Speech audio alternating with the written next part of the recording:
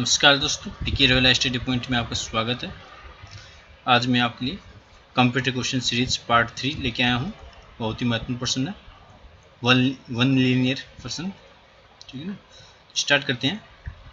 पहला प्रश्न है, कंप्यूटर तंत्र की मुख्य इकाइयों के नाम बताइए। कंप्यूटर तंत्र की मुख्य इकाइयाँ कौन कौन सी, यानी कंप्यूटर कितनी इकाइयों से मिलकर बना है? तो कंप्यूटर 3 इकाइयों से मिलकर बना है, सिस्टम यूनिट, इनपुट यूनिट और आउटपुट यूनिट, यानी इनपुट, सिस्टम और आउटपुट। इस प्रकार से कंप्यूटर 3 इकाइयों से मिलकर बना है। नेक्स्ट प्रश्न है, इनपुट इकाई के उदाहरण बताइए। तो इनपुट इकाई कौन कौन सी होती है? तो जिनकी सहायता से हम कीबोर्ड में जिनकी सहायता से हम कंप्यूटर में इनपुट देते हैं, मतलब डाटा निर्देश देते हैं, वो उपकरण इनपुट इकाई या इनपुट उपकरण, इनपुट डिवाइस कहलाते हैं। तो इनमें keyboard, mouse, track ball, light pen, touch screen, ये सभी इनपुट डिवाइस के उदाहरण हैं। इसके अलावा OCR, OBR, MICR, ये भी इनपुट डिवाइस की एग्जाम्पल है। अगला प्रश्न है, अंकगणितीय एवं तार्किक इकाई की कार्य बताइए। ALU, अंकगणितीय तार्किक इकाई मतलब arithmetic and logic unit. ALU का क्या कार्य है? यह इकाई अंकगणितीय क्रियाएं और तार्किक क्रियाएं करती है। तो ये दोनों क्रियाएं करती है, अंकगणितीय क्रियाएं और तार्किक क्रियाएं। अंकगणितीय क्रियाओं में जोड़ना, घटाना, गुणा भाग आदि क्रियाएं आती हैं, और तार्किक क्रियाओं में दो संख्याओं या दो डाटा की तुलना करना, और तुलना करके उसका जो परिणाम है वो ट्रू और फॉल्स में प्रदान करते हैं। ये सभी कार्य ALU करते हैं। ALU जो कि CPU का ही भाग है। अगला है, सिस्टम यूनिट के अंतर्गत आने वाले भाग के नाम लिखिए। सिस्टम यूनिट यानी CPU जो है, उसके कितने भाग होते हैं, उनके नाम बताने हैं। तो CPU के 3 भाग होते हैं, यानी सिस्टम यूनिट के 3 भाग होते हैं। सबसे पहला ALU, जो मैंने अभी पहले प्रश्न में बताया था, ALU अंकगणितीय और तार्किक इकाई। दूसरा कंट्रोल इकाई यानी कंट्रोल यूनिट, और तीसरा मेमोरी। ये CPU के 3 भाग होते हैं, ALU, CU और मेमोरी। अगला प्रश्न है, माइक्रो प्रोसेसर क्या है? माइक्रो प्रोसेसर क्या है? तो इसका आंसर, माइक्रो प्रोसेसर एक माइक्रो चिप पर बनाया गया कंप्यूटर प्रोसेसर होता है। माइक्रो चिप का अर्थ है बहुत ही छोटी, सूक्ष्म चिप पर, छोटी चिप पर बनाया गया एक प्रोसेसर है। तो बहुत ही छोटी चिप होती है जो कि सिलिकॉन से निर्मित होती है चिप, और इस पर, इस छोटी सी चिप पर ही बहुत बड़ी IC जितनी जो क्षमता है वो आ जाती है। छोटे सी चिप पर बहुत सारे IC जितनी क्षमता होती है, इसलिए ये प्रोसेसर या माइक्रो प्रोसेसर कहलाता है। तो ऐसा CPU जो केवल एक VLSI पर बना हो। VLSI का मतलब है very large scale integration, very large scale integration, यानी बड़े पैमाने के एकीकृत परिपथ। तो छोटी सी चिप पर बहुत बड़े पैमाने के IC मतलब एकीकृत परिपथ लगे होते हैं, तो वो छोटा सा चिप है वो माइक्रो प्रोसेसर कहलाता है।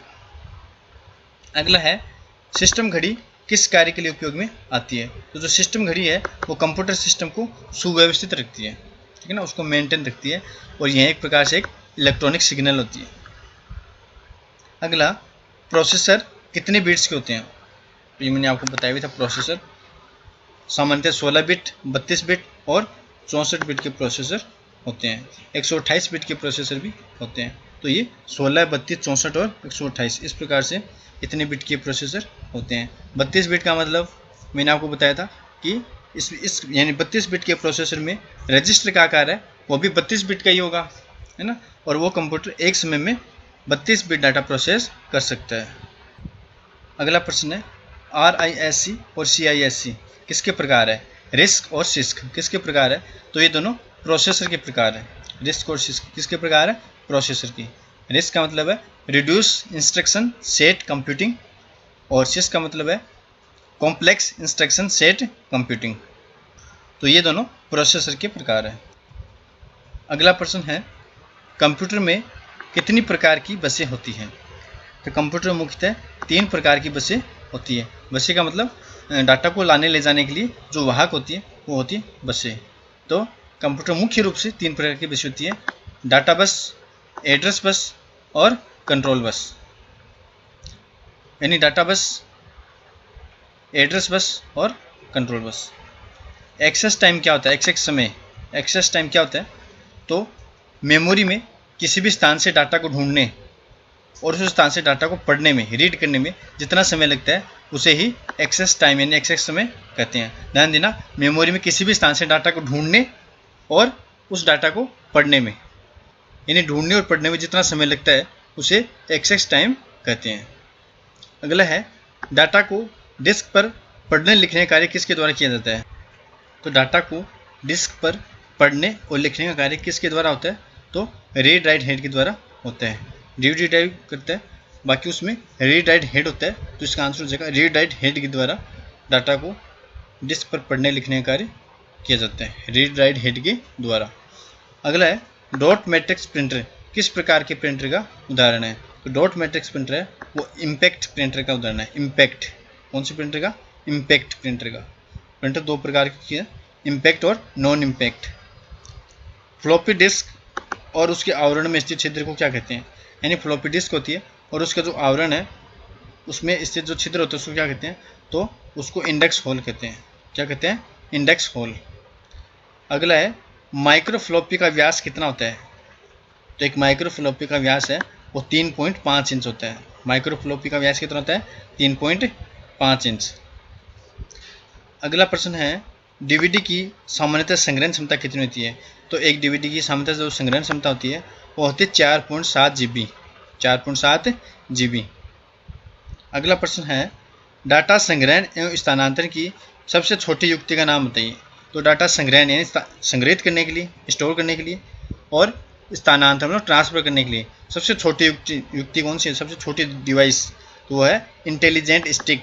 इंटेलिजेंट स्टिक, इंटेलिजेंट स्टिक यानी मतलब होगा पेन ड्राइव, यूएसबी ड्राइव जिसको कहते हैं, ये इसको इंटेलिजेंट स्टिक कहते हैं। अगला, वह पोर्ट जो कंप्यूटर तंत्र से युक्ति को और युक्ति से कंप्यूटर को एक समय में निश्चित मात्रा में बिट्स का संचालन करता है, निश्चित मात्रा में, तो उसको कहते हैं पैरेलल पोर्ट। कौन सा पोर्ट बोलते हैं? Parallel port. ध्यान देना, इन ऐसा पोर्ट है जो कंप्यूटर से डिवाइस को और डिवाइस से कंप्यूटर को एक समय में निश्चित मात्रा का स्थानांतरण करता है, निश्चित मात्रा का। तो निश्चित मात्रा करता है पैरेलल पोर्ट। कौन सा पोर्ट? Parallel port. और एक समय में केवल एक बिट डाटा का आदान प्रदान करता है, ऐसा पोर्ट होता है सीरियल पोर्ट। कौन सा पोर्ट होता है? Serial port.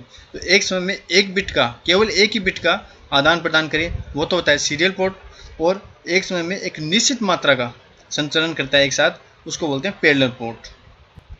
नेक्स्ट है, नियंत्रण इकाई यानी कंट्रोल यूनिट का मुख्य कार्य क्या है? तो कंट्रोल यूनिट है वो कंप्यूटर की समस्त आंतरिक क्रियाओं का संचालन और नियंत्रण करती है। यानी कंप्यूटर जितनी भी आंतरिक क्रियाएं हैं, जितने भी हार्डवेयर है, उनका संचालन और उनका नियंत्रण करती है। अगला है, सबसे पहला माइक्रो प्रोसेसर किस सन में विकसित हुआ? तो दुनिया का सबसे पहला जो माइक्रो प्रोसेसर है वो इंटेल कॉरपोरेशन, जो इंटेल कॉरपोरेशन कंपनी है यूएसए, उसके द्वारा 1971 में विकसित किया गया था पहला माइक्रो प्रोसेसर इंटेल 4004, जो कि केवल 4 बिट का प्रोसेसर था। अगला है, अप्रधान स्मृति के नाम लिखिए। अप्रधान का मतलब है सेकेंडरी मेमोरी, ठीक है ना, जिसको हम सहायक मेमोरी कहते हैं, द्वितीयक संग्रहण माध्यम भी कहते हैं। तो अप्रधान स्मृति को द्वितीयक संग्रह मेमोरी या बाह्य स्मृति भी कहते हैं। जिसके नाम कौन कौन से हैं? सेकेंडरी मेमोरी में कौन कौन सी डिवाइस आते हैं? तो hard disk, floppy disk, CD, DVD, चुंबकीय टेप, है ना, और blue ray disc, pen drive, memory cards, ये सभी सेकेंडरी मेमोरी के ही नाम है, ठीक है। अगला है, इंफ्रारेड पोर्ट क्या है? इंफ्रारेड पोर्ट क्या है? तो इंफ्रारेड पोर्ट एक ऐसा पोर्ट है जो इंफ्रारेड प्रकाश का उपयोग कर, यानी इंफ्रारेड जो लाइट्स है उसका उपयोग कर एक डिवाइस से दूसरी डिवाइस तक डाटा को भेजता है या प्राप्त करता है। तो इंफ्रारेड पोर्ट के द्वारा हम डाटा का आदान प्रदान कर सकते हैं। ये हमारे सिस्टम में भी होता है पीछे की तरफ इंफ्रारेड पोर्ट, इसके द्वारा हम सीधे ही एक कंप्यूटर से, या जैसे हम मान सकते हैं कि लैपटॉप से कंप्यूटर में डाटा का आदान प्रदान कर सकते हैं इस पोर्ट के द्वारा, इंफ्रारेड पोर्ट के द्वारा। तो वीडियो को अधिक से अधिक लाइक करें, शेयर करें। जय हिंद।